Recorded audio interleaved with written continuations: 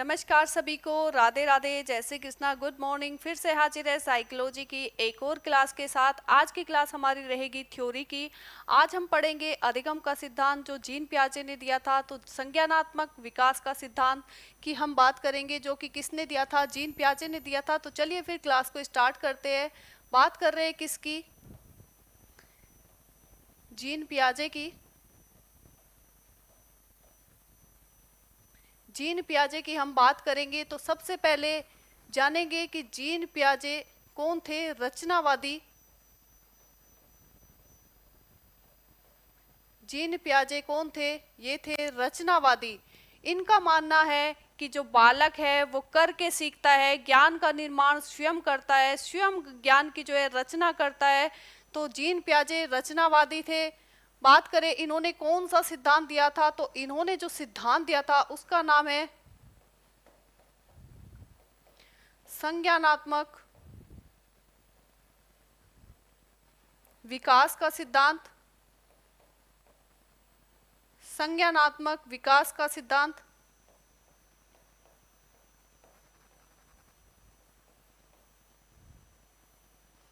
Gene पियाजे कौन थे? रचनावादी थे। और इन्होंने जो सिद्धांत दिया था ये था संज्ञानात्मक विकास का सिद्धांत।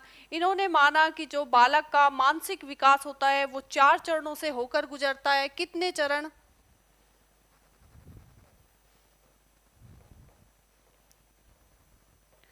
4 चरणों में होता है।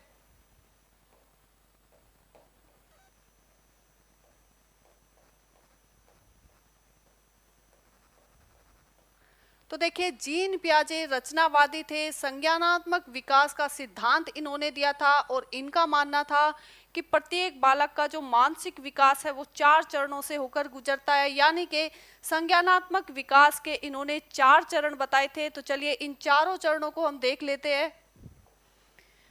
तो देखिए, पहला जो इनका चरण था वो था कौन सा?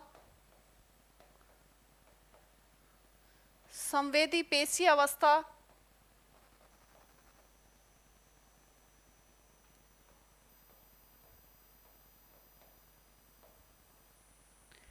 पहला जो चरण है संज्ञानात्मक विकास का, जो पहला चरण इन्होंने दिया था ये कौन सा था? संवेदी पेशीय अवस्था हम इसको कहेंगे। और इसका जो बालक है वो है 0 से लेकर 2 वर्ष की आयु का बालक। तो देखिए, जो इनकी पहली अवस्था है ध्यान रखेंगे उसमें कौन सा बालक है? 0 से लेकर 2 वर्ष तक का इसमें बालक है। और ये जो बालक है, इस अवस्था का जो बालक है वो कैसे सीखता है?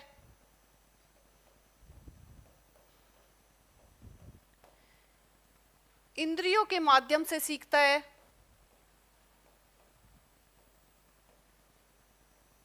इंद्रियों के माध्यम से वो सीखता है।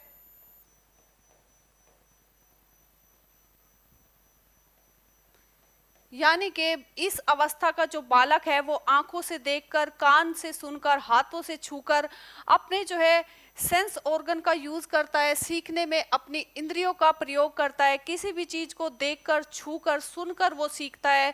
तो ध्यान रखिएगा, पहली अवस्था संवेदी पेशीय अवस्था, 0 से लेकर 2 वर्ष तक के बालक की अवस्था, इंद्रियों के माध्यम से ये बालक सीखता है। एक बात और ध्यान रखेंगे कि इस अवस्था के अंत तक आते आते, देखिए जब बालक 2 वर्ष का होने को होता है तब उसमें क्या होता है?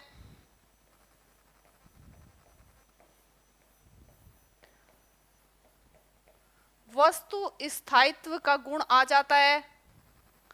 ध्यान रखिएगा, जो संवेदी पेशीय इनकी अवस्था है इसमें आते आते, अंत में आते आते बालक में जो है वस्तु स्थायित्व का गुण आ जाता है। वस्तु स्थायित्व का मतलब है कि बालक के सामने कोई चीज नहीं है लेकिन फिर भी उसको ये समझ आ रहा है कि आंखों के सामने नहीं है लेकिन वो अस्तित्व में है, वो यहीं आसपास ही है, छिपी हुई है। तो यानी कि ये समझना कि जब चीजें आंखों के सामने नहीं है लेकिन वो अस्तित्व में है, इसी को हम क्या कहते हैं? वस्तु स्थायित्व का गुण कहते हैं। तो ध्यान रखिएगा, इनकी जो पहली अवस्था है वो है संवेदी पेशीय अवस्था, 0 से लेकर 2 वर्ष तक के बालक की अवस्था। इस अवस्था का बालक इंद्रियों के माध्यम से सीखता है, इंद्रियों का प्रयोग करके सीखता है। साथ में ही इस अवस्था के बालक में वस्तु स्थायित्व का गुण आ जाता है। तो ये थी इनकी जो है जीन पियाजे के सिद्धांत की पहली अवस्था, पहला चरण। बात करेंगे हम दूसरे चरण की। तो इनका जो दूसरा चरण है वो कौन सा है? पूर्व संक्रियात्मक अवस्था।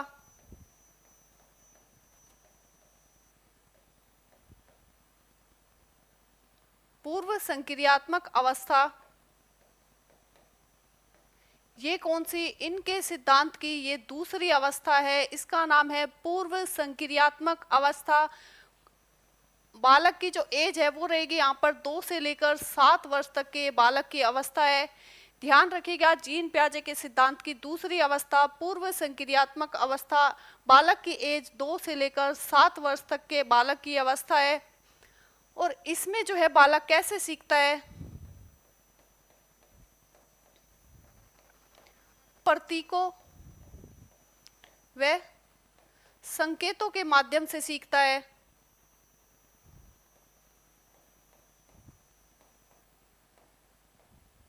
बालक प्रतीकों और संकेतों के माध्यम से सीखता है इस अवस्था में।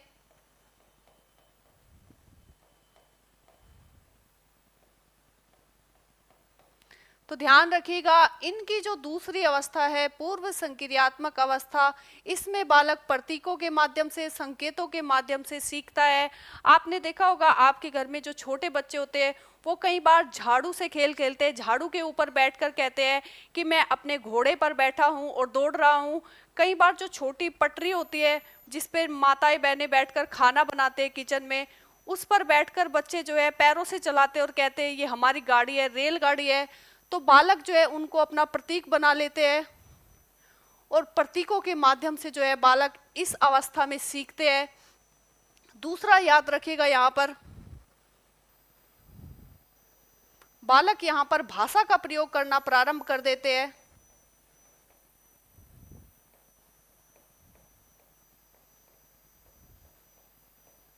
भाषा का प्रयोग जो है यहाँ पर बालक प्रारंभ कर देते हैं।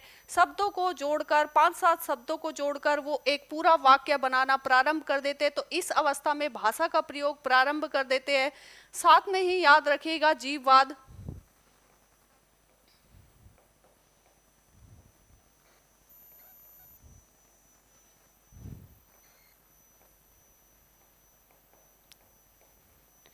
यहाँ पर इस अवस्था में बालक में जो है जीववाद का गुण या फिर कहे जीववाद की योग्यता आपको देखने को मिलेगी कि इस अवस्था का जो बालक है वो प्रत्येक वस्तु में, निर्जीव वस्तु में भी क्या समझता है? जीवन समझता है।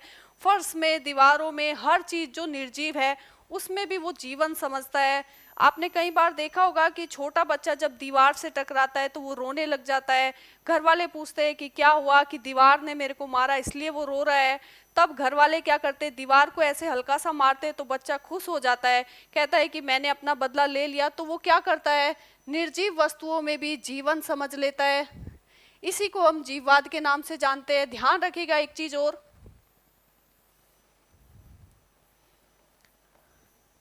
अपरिवर्तनीयता।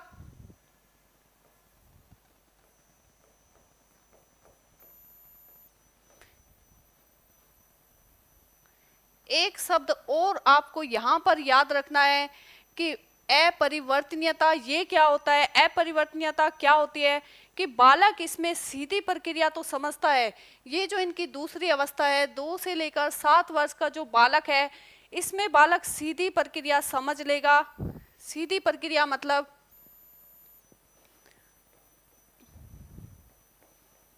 ये वाली प्रक्रिया तो उसको समझ आएगी कि 2 में अगर हम 3 जोड़े तो 5 हो गए। लेकिन इसके अगर हम उल्टा करके कहे कि प्रारंभिक बिंदु पर वापस लौट कर आओ, जैसे कि 5 - 3 = 2, अगर हम बालक को इस प्रक्रिया पर वापस आने को कहेंगे तो बालक जो है इस प्रक्रिया को नहीं दोहरा पाएगा, यानी कि वो चीज़ों को उल्टा करके नहीं सीख पाता है। सिर्फ उसमें क्या है, सीधी प्रक्रिया उसको समझ आती है, उल्टी प्रक्रिया उसको समझ नहीं आती है, उल्टी चीज़ें उसको समझ नहीं आती है। जैसे कि पानी से बर्फ बनता है ये समझ आता है, लेकिन बर्फ से पानी बनता है ये उसको समझ नहीं आएगा। इसी को हम क्या कहते हैं? अपरिवर्तनीयता कहते हैं। तो देखिए, जो इनकी दूसरी अवस्था है पूर्व संक्रियात्मक अवस्था, 2 से लेकर 7 वर्ष तक की बालक की अवस्था, इसमें बालक प्रतीकों के माध्यम से सीखता है, संकेतों के माध्यम से सीखता है, भाषा का प्रयोग करना प्रारंभ कर देता है, जीववाद की योग्यता इसमें पाई जाती है, निर्जीव वस्तुओं में भी जीवन समझता है। साथ में ही अपरिवर्तनीयता यानी कि उल्टीकरण उसको नहीं आता है, सीधी प्रक्रिया उसको समझ आती है, उल्टी प्रक्रिया उसको समझ नहीं आती है। तो ये थी जीन पियाजे के सिद्धांत की दूसरी अवस्था, दूसरा चरण। बात करेंगे तीसरे चरण की। तो तीसरा जो चरण है इनका ये था मूर्त संक्रियात्मक अवस्था।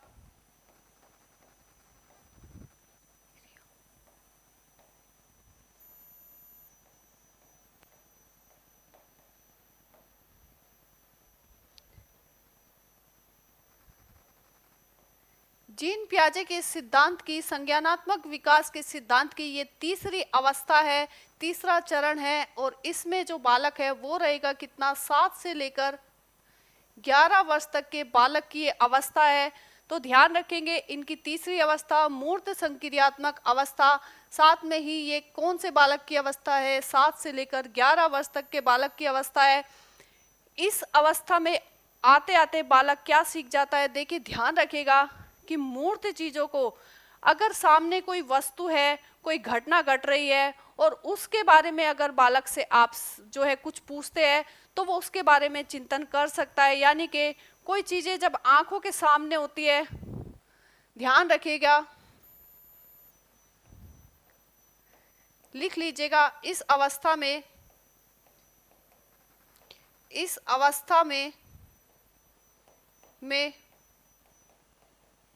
बालक किसी वस्तु या घटना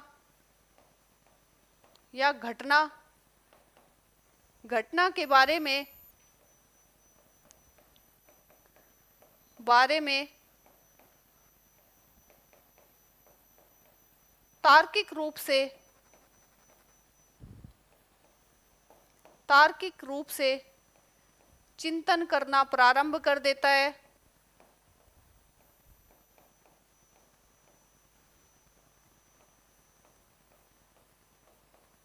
कौन सी अवस्था है? ये इनकी तीसरी अवस्था है। इस अवस्था का जो बालक है वो किसी भी वस्तु या घटना के बारे में तार्किक रूप से जो है चिंतन करना प्रारंभ कर देता है, सोचना प्रारंभ कर देता है। बस वो वस्तु जो है उसकी आंखों के सामने होनी चाहिए। यानी कि मूर्त रूप से इस अवस्था का जो बालक है सोच सकता है, चिंतन कर सकता है। ध्यान रखिएगा, 5 शब्द यहाँ पर आपको जो है नोट करने हैं। 5 शब्द आप इस अवस्था के नोट करिएगा कि बालक में कौन कौन सी योग्यता आ जाती है। सबसे पहला है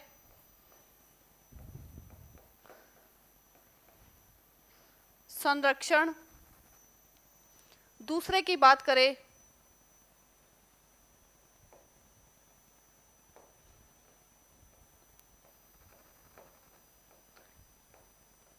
संख्या ज्ञान, तीसरे की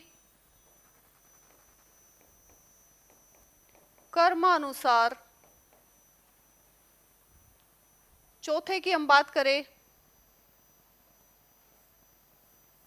पहला संरक्षण, संख्या ज्ञान, कर्मानुसार और वर्गीकरण।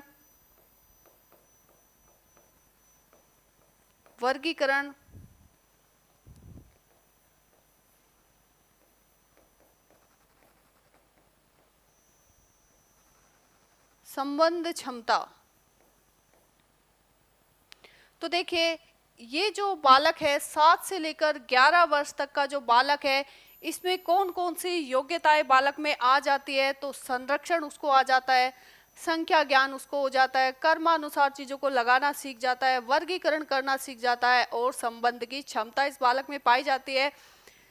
संरक्षण का मतलब है कि बालक यह समझ जाता है कि बर्तन बदलने से चीज़ों की मात्रा नहीं बदलती। मानकर चलिए यहाँ पर एक लंबा गिलास है,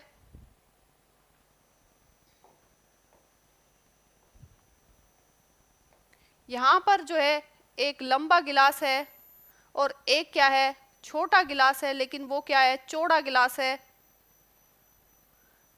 चौड़ा गिलास है, इसमें जो पानी है लंबे गिलास में, अगर इसमें डाल दिया जाए तो भी उसकी मात्रा में कोई परिवर्तन नहीं आएगा।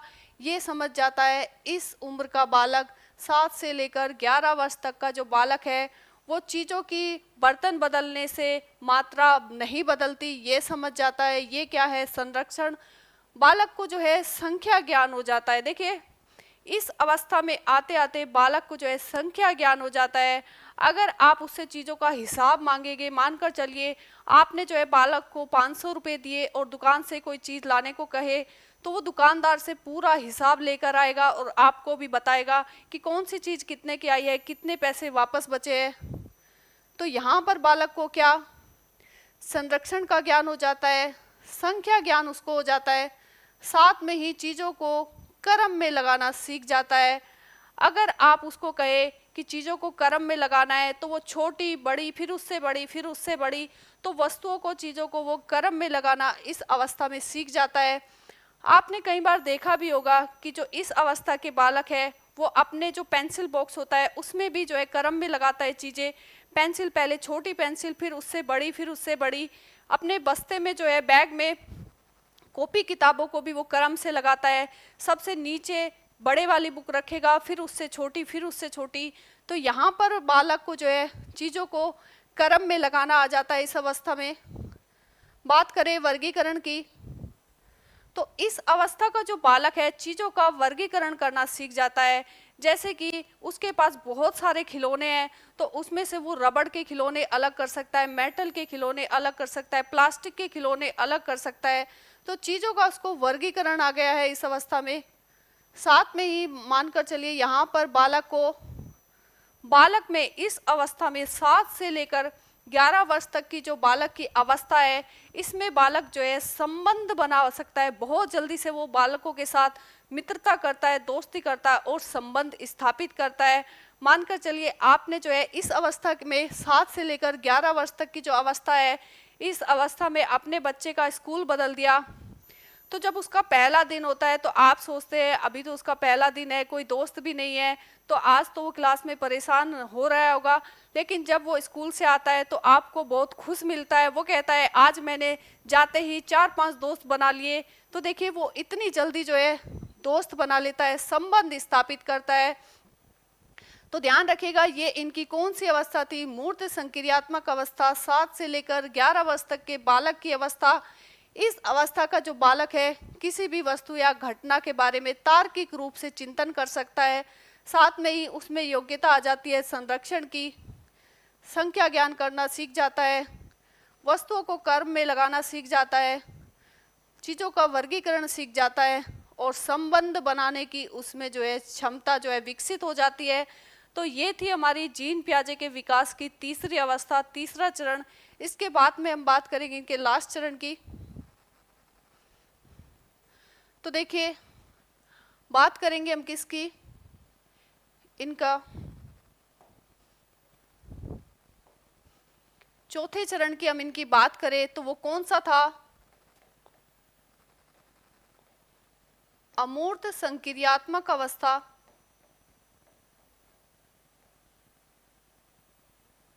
चौथा चरण है इनका अमूर्त संक्रियात्मक अवस्था। और इस अवस्था का बालक कौन सा है, तो ध्यान रखिएगा 11 से लेकर 15 वर्ष तक का जो बालक है ये उसकी अवस्था है, इनकी चौथी अवस्था। तो इस अवस्था में बालक जो है चीजें आंखों के सामने नहीं है तब भी वो उसके बारे में सोच सकता है, चिंतन कर सकता है, विचार कर सकता है। यानी कि नोट कीजिएगा,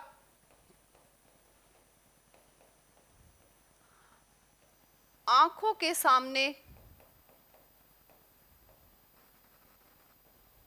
न होते हुए भी हुए भी किसी वस्तु या घटना या फिर कहे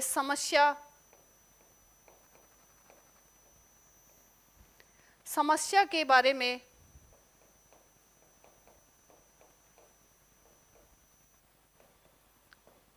चिंतन कर सकता है।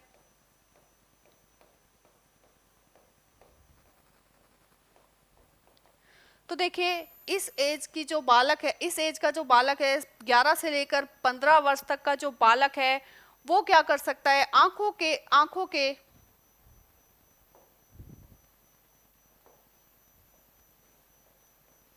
आंखों के सामने न होते हुए भी किसी वस्तु या घटना या समस्या के बारे में जो है चिंतन कर सकता है, अमूर्त रूप से चीजों को समझ सकता है, उसके बारे में विचार कर सकता है, सोच सकता है, चिंतन कर सकता है, समस्या समाधान कर सकता है।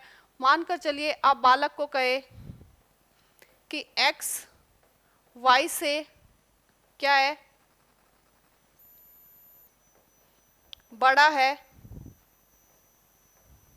बड़ा है लेकिन W से छोटा है,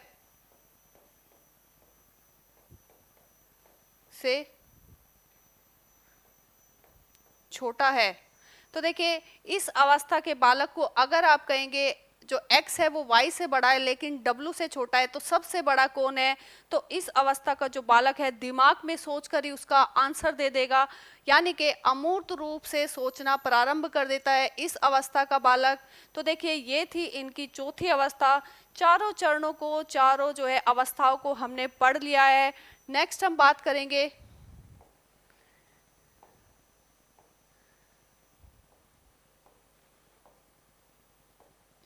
देखिए हम बात करेंगे कि जीन पियाजे क्या कहते हैं कि बालक कैसे सीखते हैं।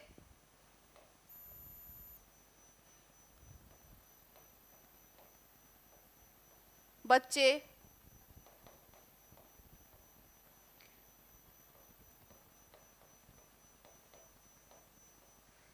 कैसे सीखते हैं,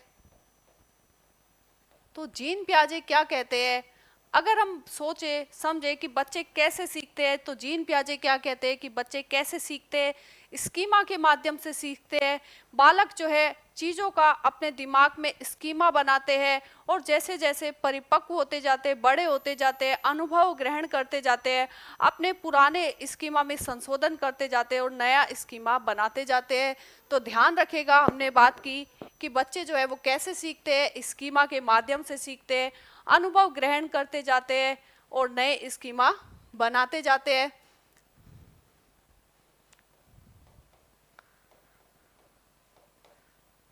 स्कीमा के माध्यम से सीखते हैं,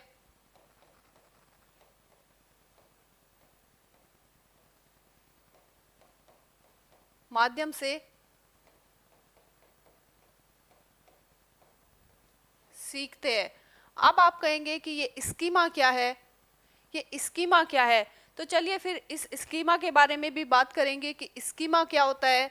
तो देखिए नोट कीजिएगा,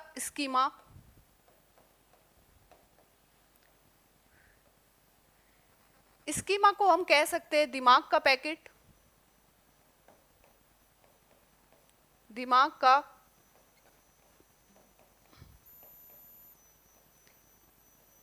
स्कीमा को हम दिमाग का पैकेट कह सकते हैं। यानी कि हम कोई भी जब चीज को देखते हैं, जैसे हमने क्या देखा, हमने एक जो कहे तोता देखा, हमने देखा कि उड़ता है, दो पंख है, एक चोंच है, दो पैर है उसके, और वो क्या करता है, उड़ता है। अब ये जानकारी जो है हमने अपने दिमाग में फिट कर ली है, इसी को हम क्या कहेंगे, स्कीमा कहेंगे। जब भी हम किसी भी वस्तु को, किसी चीज को देखते हैं और उसकी जो विचार, जो अवधारणा है उसके बारे में वो अपने दिमाग में बैठा लेते हैं, उसको हम कहते हैं क्या, स्कीमा। बात करें स्कीमा के बाद हम बात करेंगे किसकी, संगठन की।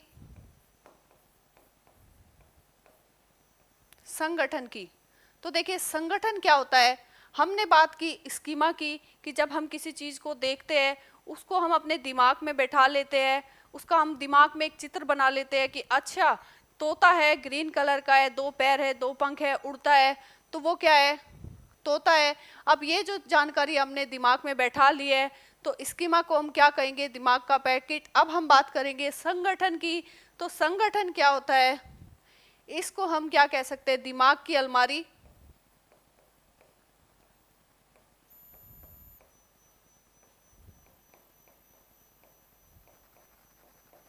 दिमाग की अलमारी हम इसको कह सकते हैं। यहाँ पर क्या होता है कि अलमारी में हम क्या करते हैं? चीज़ों को व्यवस्थित रूप से रखते हैं। अलमारी में कोई एक चीज़ तो नहीं रखते ना। तो इसी प्रकार से जो संगठन है उसमें भी हम क्या करते हैं? दिमाग में बहुत सारी चीज़ें जो है व्यवस्थित क्रम में लगा कर रखते हैं। जैसे कि हमने यहाँ पर स्कीमा में दिमाग में तोते का स्कीमा बनाया है, वैसे ही हम यहाँ पर दिमाग में बहुत सारे स्कीमा बनाते हैं और उन स्कीमा को यहाँ पर क्या करते हैं? संगठन में क्या करते हैं? क्रम में व्यवस्थित करते हैं। तो लिखिएगा,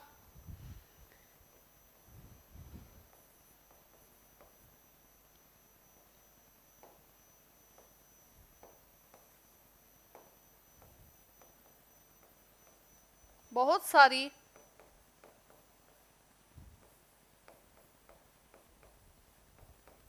जानकारी को जोड़ना और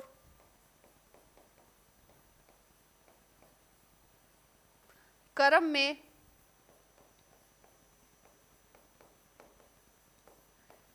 व्यवस्थित करना।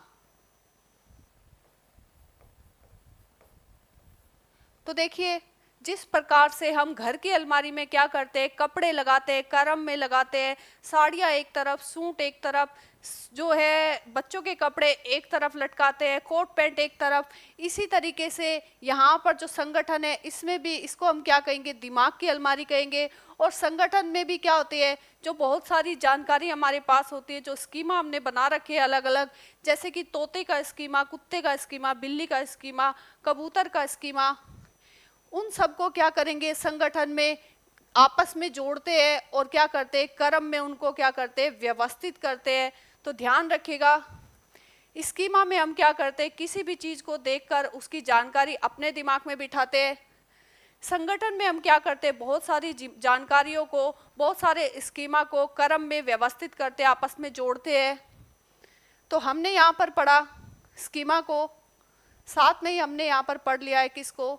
संगठन को। नेक्स्ट हम पढ़ेंगे अनुकूलन।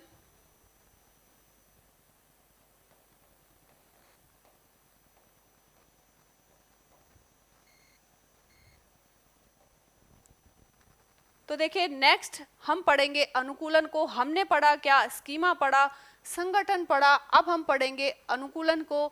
तो जो है स्वयं को लिखिए नए माहौल में ढालना।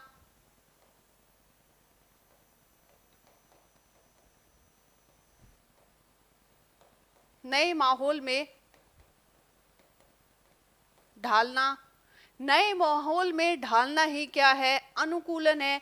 देखिए, एक बच्चे ने अपने घर के अंदर क्या देखा? तोता देखा, और उसके पास क्या है? तोते की जानकारी है कि जो ग्रीन कलर का होता है, 2 उसके पंख होते हैं, 2 पैर होते हैं, और वो एक चोंच होती है, और वो आसमान में उड़ता है। तो उसने जो है स्कीमा अपने अंदर दिमाग में बना रखा है, उसका स्कीमा फिट है। तो उसने क्या देखा? तोते को देखा, तो पुरानी जानकारी, पुराना स्कीमा उसके दिमाग में जो है फिट है। अब बालक क्या करता है? नए माहौल में जाता है। मानकर चलिए वो उसने घर में देखा था, अब वो घर के बाहर निकलता है, कहीं दूर जाता है, पार्क में जाता है, और वहां पर उसने क्या देख लिया? कबूतर देख लिया। अब जब वो कबूतर को देखता है तो वो क्या कहता है कि तोता, मम्मी देखो तोता सामने है। तो वो जोर जोर से चिल्लाता है, तोता है, तोता है। तब उसकी मम्मी क्या कहती है कि बेटा ये तोता नहीं है, ये क्या है? कबूतर है। तो देखिए, अब जब वो नए माहौल में गया, वहां उसने कबूतर देखा, तो उसके दिमाग में टकराव हो गया, पुराना जो स्कीमा है उसमें और नए जो माहौल है, जानकारी है, उस दोनों में क्या होता है? टकराव होता है, और वो स्वयं को नए माहौल में ढालने की कोशिश करता है। इसी को हम क्या कहते हैं? अनुकूलन कहते हैं। बात करेंगे इसके बाद आत्मसातीकरण।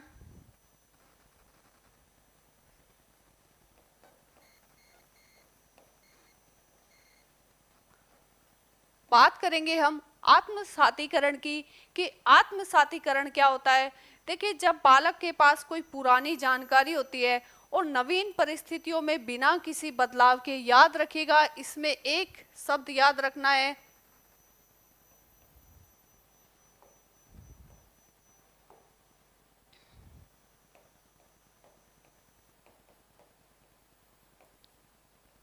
संशोधन या फिर कहे बदलाव नहीं होता। नहीं, याद रखिएगा, ना तो इसमें पुरानी जानकारी में कोई संशोधन होता है, ना ही कोई बदलाव होता है। ये शब्द याद रखना है, संशोधन बदलाव नहीं होता है। जब बालक अपनी पुरानी जानकारी को या पुराने स्कीमा के आधार पर नवीन परिस्थितियों में उसका हूबहू प्रयोग करता है बिना किसी बदलाव के, तो उसको हम क्या कहते हैं, आत्मसातीकरण कहते हैं। जैसे कि बालक ने घर में तोता देखा था और उसके पास तोते का स्कीमा था, उसके पास पुरानी जानकारी थी। अब वो जब नए माहौल में गया, पार्क में गया, उसने क्या कहा, कबूतर को ही तोता कह दिया, यानी कि अपनी पुरानी जानकारी को नवीन परिस्थितियों में बिना किसी बदलाव के प्रयोग किया। लिख लीजिएगा,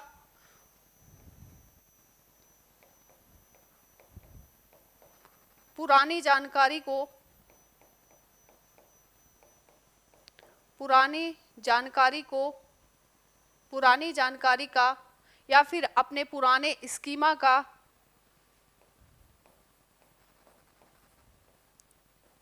नवीन परिस्थिति में, पुरानी जानकारी का नवीन परिस्थिति में बिना किसी बदलाव के, बिना किसी संशोधन या बदलाव के,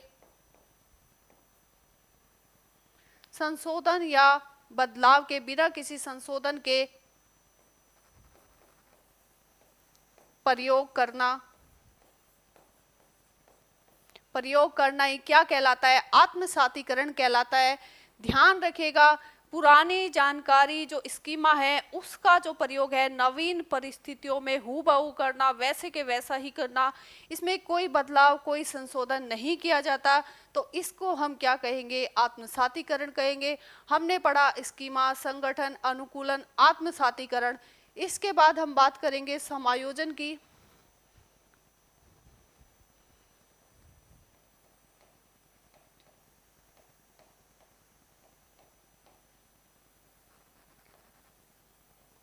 देखिए, हमने क्या पढ़ा, स्कीमा के बारे में पढ़ लिया है, साथ में ही हमने संगठन को पढ़ लिया है, अनुकूलन हमने पढ़ा है, आत्मसातीकरण पढ़ा है। अब हम बात करेंगे किसकी, समायोजन की। समायोजन में क्या होता है, नोट कीजिएगा,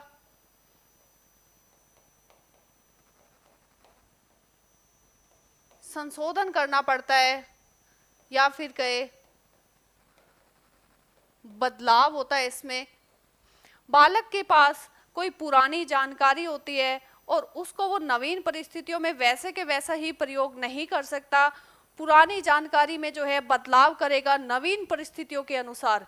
देखिए, बालक जो है उसके पास पहले से ही तोते की जानकारी थी। जब बालक कहाँ गया, पार्क में गया, उसने कबूतर देखा, तो उसकी मम्मी ने उसको बताया कि तोता ग्रीन कलर का होता है, टेंटे करता है, कबूतर ग्रे कलर का होता है, गुट्टर गू करता है। तब क्या हुआ, उसने ये समझा कि अच्छा दोनों अलग अलग है, तो दोनों चीज़ों को समझा। उसने कबूतर का जो है नया स्कीमा बनाया और जो है अपने पुराने स्कीमा में, तोते वाले स्कीमा में उसने बदलाव किया, संशोधन किया और उसने कबूतर का एक नया स्कीमा बनाया। यानी कि यहाँ पर पुरानी जानकारी में संशोधन करना और नया स्कीमा बनाना होता है। ध्यान रखिएगा, उसने कबूतर के, तोते के जो स्कीमा है उसके पास पहले से ही जानकारी थी। उसने बना रखा था कि जिनके भी दो पैर, दो पंख, चोंच और पंख होते हैं, आसमान में उड़ते हैं, वो सभी तोते होते हैं। तो उसने समझा कि सभी तोते नहीं होते हैं। जब उसने कबूतर को देखा, उसको उसकी मम्मी ने समझाया कि तोता अलग और कबूतर अलग होता है, तो उसको समझ आया और उसने क्या किया, अपने पुराने स्कीमा में संशोधन किया। उसने क्या किया कि सभी तोते नहीं होते हैं और कबूतर का एक अलग से नया स्कीमा बनाया। तो देखिए, लिखिएगा कि नवीन परिस्थिति के अनुसार,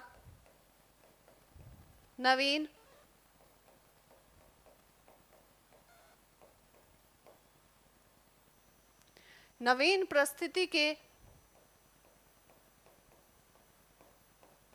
अनुसार पुरानी जानकारी या फिर कहे हम स्कीमा में क्या करना, संशोधन करना या फिर कहे बदलाव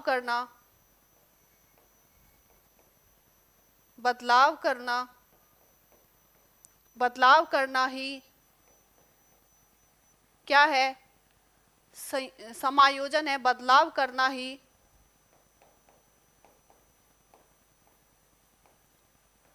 समायोजन कहलाता है।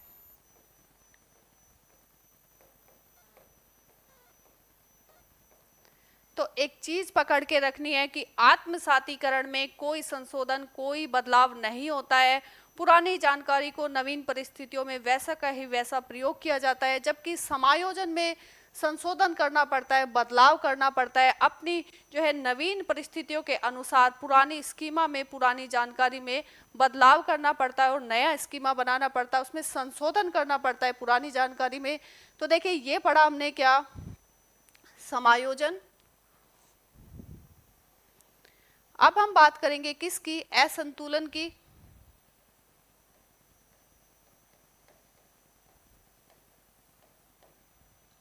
असंतुलन।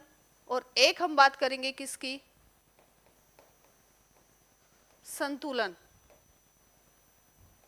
तो देखिए ये दो शब्द और रह गए, इनकी बात कर लेते हैं।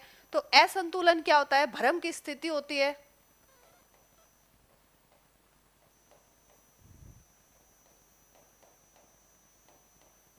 जो भ्रम की स्थिति पैदा होती है उसी को हम क्या कहते हैं, असंतुलन कहते हैं। बालक के मन में पहले से ही तोते का जो स्कीमा है, पुराना स्कीमा बना हुआ था। जब वो पार्क में गया, नया जो है उसने कबूतर देखा और उसने तो अपने ज्ञान के आधार पर उसको कबूतर कह दिया, तोता कह दिया था, सॉरी। तो उसको जो है उसकी मम्मी ने समझाया कि बेटा ये कबूतर है, तोता नहीं है। तब बालक के मन में एक भ्रम की स्थिति उत्पन्न होती है कि अच्छा, दो पंख वाले, दो पैर वाले, उड़ने वाले जो सभी पक्षी है वो क्या तोते नहीं होते। तो ये जो भ्रम की स्थिति उत्पन्न हुई उसके मन में तोते को लेकर और कबूतर को लेकर, इसी के कारण क्या होता है, असंतुलन पैदा होता है उसके मन में। बात करें हम संतुलन की, कि जब भ्रम समाप्त हो जाता है,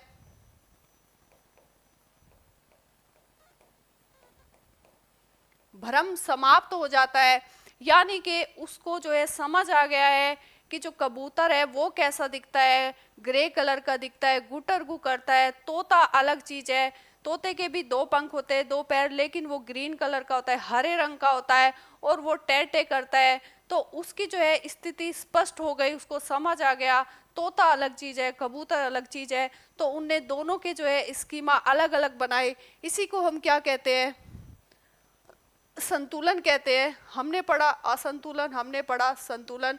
यहाँ पर बालक को जो है मानसिक संतुष्टि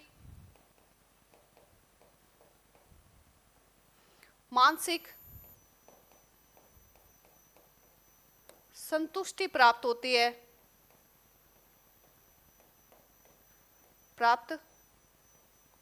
है। तो देखिए ये था हमारा जो है जीन पियाजे का संज्ञानात्मक विकास का सिद्धांत। हमने जीन पियाजे के जो है विकास सिद्धांत के बारे में बात की। उनके जो चरण थे, 4 चरण, उनको हमने अच्छे से बड़ा डिटेल से पढ़ लिया है। साथ में ही उन्होंने जो है बच्चे कैसे सीखते हैं, स्कीमा के माध्यम से सीखते हैं। स्कीमा क्या होता है, संगठन क्या होता है, असंतुलन, अनुकूलन, समायोजन, इन सभी के बारे में जो है हमने आज के सिद्धांत में बात कर ली है। और देखिए हमने सभी चीज़ों को ना डिटेल से पढ़ा है। हमें पता है अब कि असंतुलन क्या होता है। असंतुलन होता है क्या, भ्रम की स्थिति। संतुलन क्या होता है, भ्रम जब समाप्त हो जाता है, यानी कि बालक को मानसिक संतुष्टि प्राप्त हो जाती है। इसी प्रकार से हमने जो है आत्मसातीकरण, समायोजन, सभी चीज़ों को जो है अच्छे से क्लियर कर लिया, अच्छे से पढ़ लिया है। तो देखिए ये थी आज की हमारी क्लास आपको कैसी लगी है कमेंट बॉक्स में ज़रूर बताइएगा। अच्छी लगे तो प्लीज़ वीडियो को लाइक शेयर कीजिएगा। चैनल पर पहली बार वीडियो को देख रहे हैं तो चैनल को सब्सक्राइब कर लीजिएगा। मिलते हैं नेक्स्ट वीडियो में एक और नए टॉपिक के साथ।